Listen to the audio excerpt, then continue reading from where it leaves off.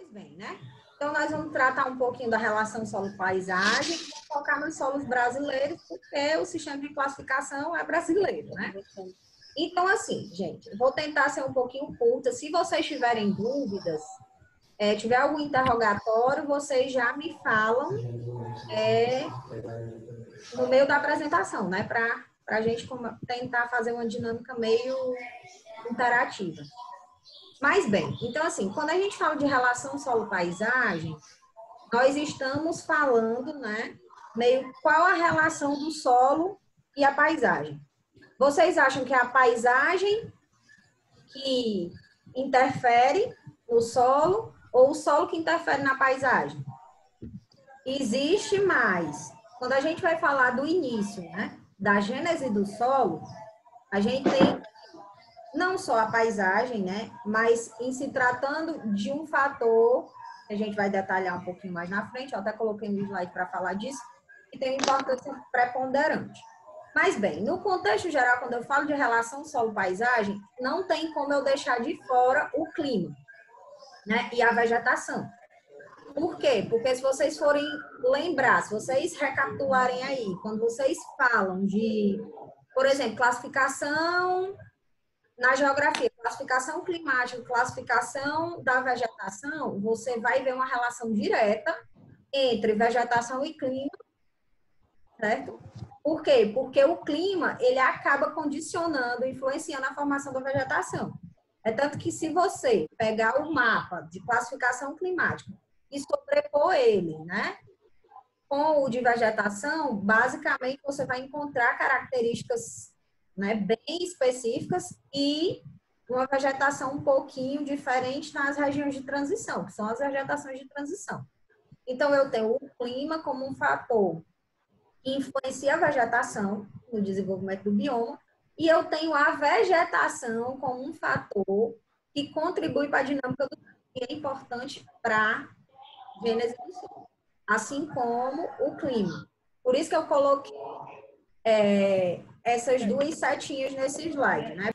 Então, aqui, ó, eu até coloquei aqui, foi que eu coloquei aqui, ó. Existe, né, como eu falei, uma relação entre clima, vegetação e solos, mas sendo que o solo, ele não tem, na sua gênese, na sua formação, né, gênese é igual a formação, efeito na vegetação, é o contrário, né? A vegetação, ela acaba sendo um fator de formação do solo. Então, o clima e a vegetação, elas acabam condicionando a formação inicialmente. Claro que, posteriormente, um solo formado, uma vez formado, ele vai ter uma relação direta com a vegetação no sentido de possibilitar o melhor desenvolvimento dela ou não. Mas isso é mais na frente. Eu quero que vocês entendam que existe uma relação entre as três coisas. Quando eu falo especificamente de solo, quando eu falo que não é só a vegetação que condiciona o solo, não é só o clima que condiciona o solo, eu estou querendo dizer que hoje, sabe, né? Aliás, se sabe há muito tempo, essa é uma equação que foi publicada em 1941, onde ela tenta sintetizar, né, tenta atribuir um modelo matemático à formação do solo, à gênese do solo.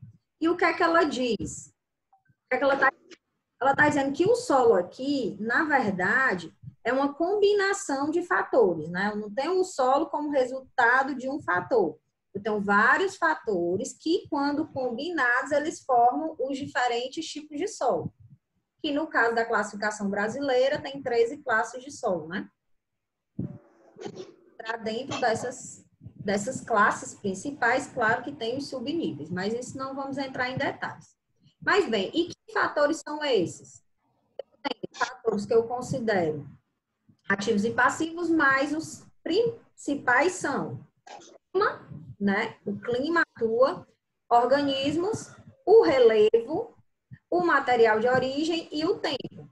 E tem alguns autores que hoje tratam do fator antrópico. Seria um azinho aí dentro dessa equação. Por quê? Porque o homem, dependendo do nível de interferência, ele também consegue ser um fator de formação, né? E são o que os especialistas dizem.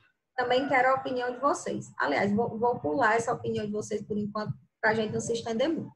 Mas então, tentando recapitular. Quando eu falo de solo-paisagem, relação solo-paisagem, eu vou trazer um pouco antes e vou falar da relação clima, vegetação, solo e paisagem, né? Por quê? O clima condiciona a formação da vegetação e a vegetação, ela influencia na formação do solo, como um dos fatores. Por que que ela não é preponderante?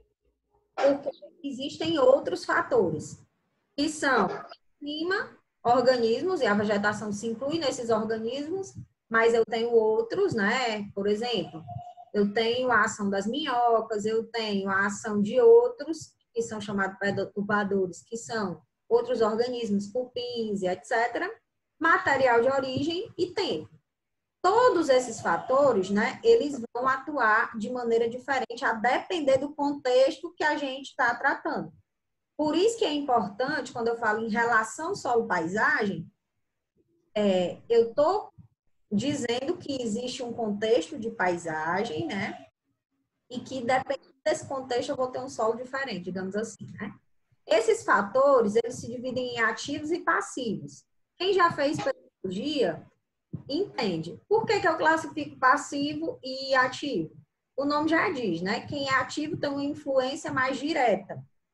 Por quê? Porque influencia no intemperismo. E é o intemperismo o passo inicial para a gênese do solo.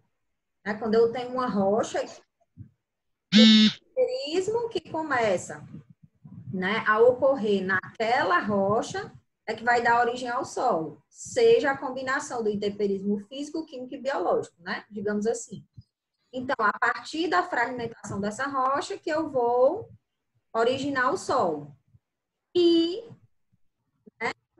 o clima, os organismos, eles são, na verdade, os fatores que acrescentam mais dinâmica nessa gênese. Por quê? Porque eles influenciam o intemperismo de maneira muito mais significativa.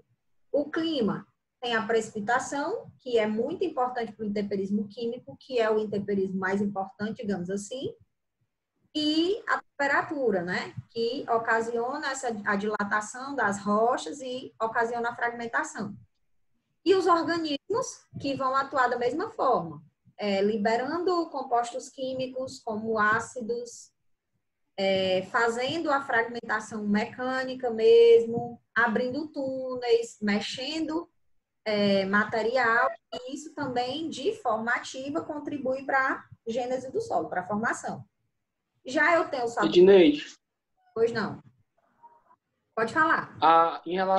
em relação ao clima, a gente pode observar em uma escala temporal, né, de um ano, por causa que a gente tem que levar em consideração também aqui no Nordeste brasileiro, né, que é um clima tropical, que faz com que essa ação do intemperismo ela se caracteriza tanto na estação chuvosa como na estação seca, com as altas temperaturas, né, no caso.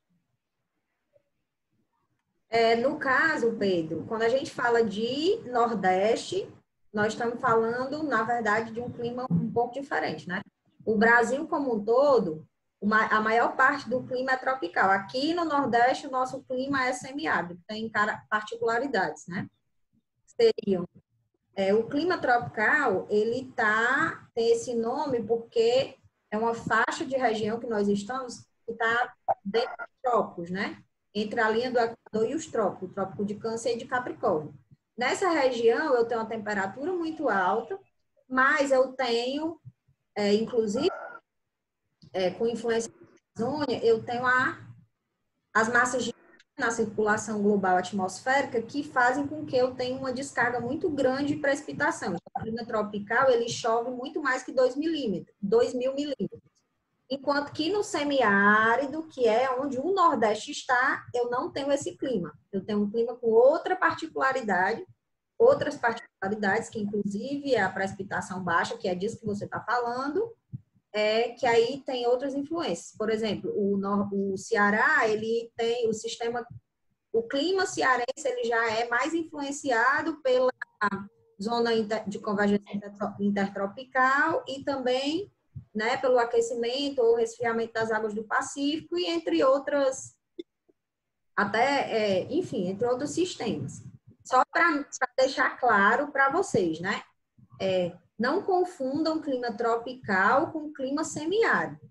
Tem o tropical semiárido, que aí vai ter umas características que, por exemplo, o Köppen, na classificação, ele traça lá para ser tropical semiárido. O que é que ele tem que ter? Aí ele vai, provavelmente, não me recordo agora, estar numa temperatura que se enquadra como tropical, mas um volume de precipitação e uma frequência que se enquadra como semiárido, né? Então, tem essa diferença. O clima tropical, né, que tem o clima tropical de altitude e tal, tem variações.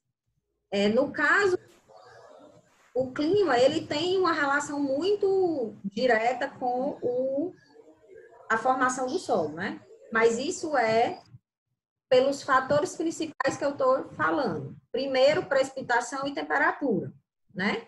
Só que tem que ficar claro, cada solo ele vai ter uma combinação de fatores diferentes, né? Essa equação, ela está tratando de todos os fatores que afetam essa gênese do solo, mas o peso de cada fator, ele depende do ambiente de aquele solo, né? Aquele contexto. Como assim, Edneide? É diferente eu considerar um solo, né, que é originário ou desenvolvido, se eu analisar todos os outros fatores, lá eu tenho um clima semiárido que precipita 700 milímetros em meses do ano e tal, tem um déficit um déficit hídrico tal, tudo bonitinho, mas o material de origem eu tenho num ponto material sedimentar e tem outro ponto um material de rochas hídricas. Então, assim, a natureza do material de origem, nesse caso, que foi o que variou, vai responder à formação do solo diferente. O relevo, né? Que é o que a gente vai tratar mais hoje. Quando a gente fala de relação solo-paisagem, a gente está tratando muito do papel do relevo dentro dessa formação. Mas, tipo assim, entendam que cada fator contribui para a formação do solo. Não é só o clima, não é só a vegetação, não é só os outros organismos, não é só o material de origem, não é só o tempo. É a união desses fatores. No entanto, clima e organismos, como têm um papel mais ativo no intemperismo, eles acabam tendo, na maior parte dos casos, uma contribuição maior para a gênese do solo do que os outros fatores que são passivos. Mas, dentro do contexto de paisagem, né? Se tratando de Ceará, Nordeste ou Brasil, nós teremos, digamos assim, nós temos vai ficar bem claro, né? Vai ficar bem claro essa contribuição de cada um. Até aí tudo bem, gente? Queria poder pegar. Ah, meu Deus, como é que faz para apresentar que não tá? Ah, tá aqui. Então, quando eu propus falar só relação solo-paisagem, era entendendo que o clima tem uma influência, o clima e a vegetação ele tem uma influência maior na gênese do solo do que o contrário, né? O solo, o clima condiciona a vegetação e a vegetação condiciona a dinâmica do solo. Uma vez o solo formado, é que ele tem uma influência maior sobre a vegetação no sentido de proporcionar o desenvolvimento dessa. E aí, é um outro tema que a gente pode tratar, que é com a antropização e a degradação do solo. Aí sim, esse solo ele tem um papel muito significativo na vegetação e aí em toda a alteração do ambiente. Mas na sua gênese, que é no início da formação do solo, quem tem um papel importante, mais importante dentro da gênese é a vegetação e não o contrário. O que não quer dizer que com a degradação o solo ele não passa a ser um limitante da produção vegetal, que é o que a gente vê em solos degradados como a desertificação, que foi o que o Marco também estudou. Ok, Marco, concorda? Interaja comigo.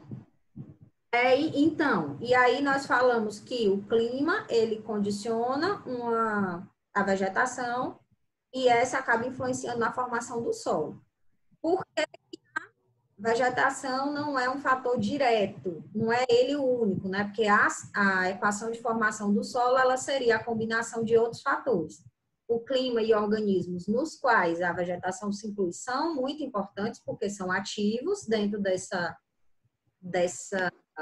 formação do solo, mas eles não são os únicos, porque a combinação de cada fator, né, aquela combinação do quanto cada um tá, quando eles se unem, que vai resultar em um solo distinto, digamos assim, para a gente tentar, né, simplificar o processo. Então, assim, a minha pergunta principal é, dentro desse contexto solo e paisagem que eu estou começando a falar com vocês. Para um geógrafo, qual a importância de se conhecer a relação solo-paisagem? Para cada um, quero todo mundo respondendo.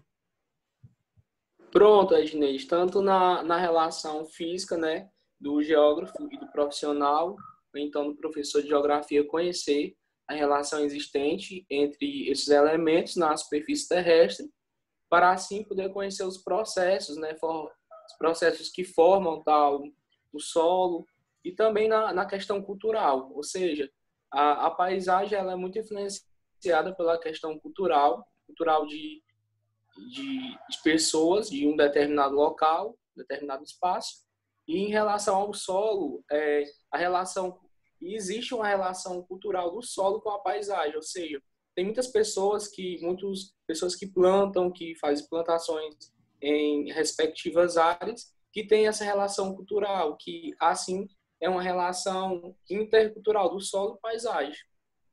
E é importante para o geógrafo conhecer tais fatores, que assim ele pode ajudar tanto no planejamento territorial, como no planejamento territorial, como em conhecer as culturas de determinados espaços.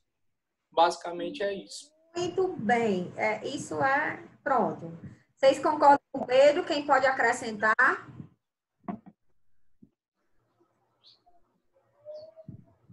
Todo mundo ficou mudo? Só o Pedro. Assim, só para acrescentar, eu acho que é importante por causa que, como a gente sabe, é inevitável a interação que acontece entre o homem e a paisagem. Então, eu acho que não seria só a importância para o geógrafo, e sim para todo mundo ter um conhecimento sobre aquilo, já que acontece uma interação entre o homem e o solo, a paisagem, é importante que ele saiba qual é esse solo, qual é essa paisagem, o que é que ele influencia nela, o que é que ele pode acrescentar, o que é que ele faz que atinge de forma negativa. Exatamente. Então, assim, mas essa pergunta foi uma provocação, porque eu não sei se eu falei para vocês, para os meus alunos eu falo, já falei algumas vezes, né? Como eu não sou exatamente da geografia, quando eu comecei, antes de dar aula na geografia, oi, Vanessinha, antes de entrar a disciplina na geografia, eu me perguntei algumas vezes o que realmente o geógrafo fazia. E assim, depois que eu comecei a ministrar aula para vocês, eu admiro muito a geografia porque ela é muito completa, né? E assim, a relação solo-paisagem, ela está dentro da geografia em num amplo aspecto, por quê? Porque a geografia ela é a geografia física, mas é a geografia agrícola, é a geografia ambiental. E então, em todas essas áreas, a relação solo-paisagem ela é importante. É importante quando eu trato da agricultura, porque existem solos, né, que são mais adequados para a produção e outros não, dentro de um contexto de paisagem, né, de um relevo, de um clima e tal. Eu tenho a questão ambiental muito preponderante, Eu tenho a questão urbanística, né? O solo urbano é um mundo. Então, assim, dentro de todo o contexto geográfico, a relação solo-paisagem, ela é importante. Inclusive para planejamento territorial, que foi uma coisa que o Pedro tocou e é uma coisa que eu acho primordial. É tanto que eu trouxe aqui para vocês o mapa de aptidão agrícola, né? Um dos mapas da Embrapa, porque uma relação, dos fatores importantes para se conhecer a relação solo-paisagem é justamente essa aptidão das terras para uso agrícola, né? Como eu falei, tem terras que elas seriam adequadas não para a produção agrícola, mas mais para visitação, para preservação, para ecoturismo e etc. E o outro fator é para o planejamento urbano mesmo. Aqui é um mapa, né? Isso aqui é de Sobral, da Prefeitura de Sobral, está dentro do zoneamento territorial. Então, que a classificação das zonas, ela tem por trás o conhecimento do solo dentro da paisagem. Então, se eu conheço o solo e tenho a paisagem, né? Essa união, essa unificação do conhecimento do solo com a paisagem, tratando paisagem como, quando a gente fala de paisagem, né? Tem aquela classificação dentro da geografia que são quatro pontos, né? Território e tal. Mas, assim, quando eu unifico o conhecimento dessa relação, eu consigo determinar que área dentro do zoneamento, por exemplo, seria mais adequada para desenvolver determinada atividade, né? Por exemplo, que áreas eu não posso ter construção, porque eu posso ter um prejuízo, deslizamento, enfim. Então, é um mundo. Esse conhecimento é muito importante, ok? Aí, indo mais para a parte mesmo pedológica, né? Eu considerei a paisagem, a imagem de paisagem que eu peguei foi uma topossequência, uma catena. Quem não sabe, imaginem, todo mundo tem na cabeça uma bacia hidrográfica? Sim, Imaginem aí o mapazinho de uma bacia, né? Você tem áreas altas, com altitude, e convergem para um ponto, tem um vale bonitinho. Meu recorte de paisagem para a gente trabalhar foi esse hoje, certo? Claro que a paisagem, né? Nós temos várias paisagens, mas dentro dessa relação solo-paisagem, para vocês terem um conhecimento mais físico mesmo, né? Mais geografia física, mais pedologia, nós vamos transportar um recorte desse, uma paisagem como uma toposequência, uma catena, e a relação do solo mesmo, conhecimento de solo, de pedologia. Então, aqui, se vocês observarem nessa imagem, aqui eu tenho essa representação. Então, eu tenho uma área que está em altitude, né? E eu tenho uma declividade, né? Que dá num vale. E é óbvio que a umidade ela é crescente à medida que se aproxima do vale. Todo mundo compreende isso? Por quê? Porque, né, digamos, lençóis freáticos, tudo converge para a parte de baixo, né? Gravidade.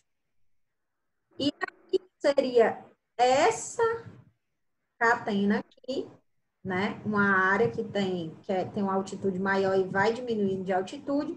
E aqui são amostras que foram retiradas ao longo dessa catena, da parte mais alta para a parte mais baixa, ok?